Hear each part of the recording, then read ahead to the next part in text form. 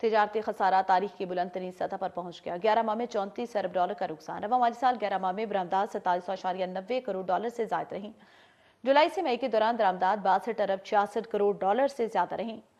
11 ماہ میں برآمدات میں 5.61% کمی کی گئی۔ گزشتہ مالی سال اسی عرصے میں درآمدات 69.14 کروڑ رہیں۔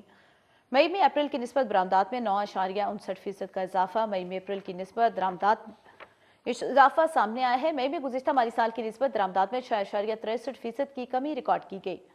اسی حوالے سے مزید تفصیلات جانتے ہیں نمائندہ روز نیوز رانا عمیر سے۔ رانا عمیر، آگاہ کیجیے گا۔ جی دیکھیں، بالکل ملکی تجارتی خسارہ تاریخ کی بلند ترین سطح پر پہنچ گیا۔ پاکستان کا تجارتی خسارہ 34 ارب 75 کروڑ ڈالر کی تاریخ سات سطح پر پہنچ گیا ہے۔ پاکستان کا تجارتی خسارہ رواں مالی سال جو ریکارڈ کیا گیا ہے وہ 34 ارب 75 کروڑ ڈالر کیا گیا ہے۔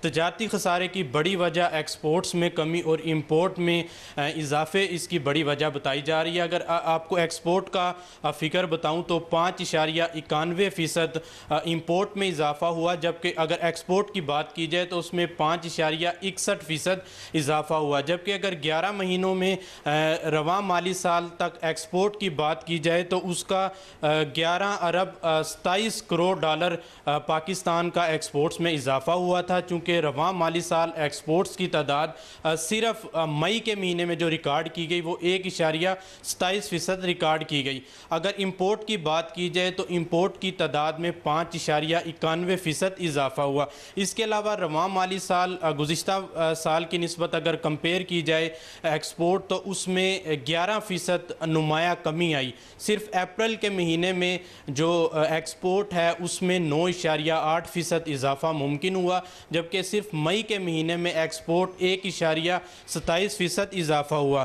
جبکہ گزشتہ مالی سال اسی عرصے میں جو ایکسپورٹ تھی اس کی تعداد 59 ارب 14 کروڑ ڈالر سے تجاوز کر گئی تھی۔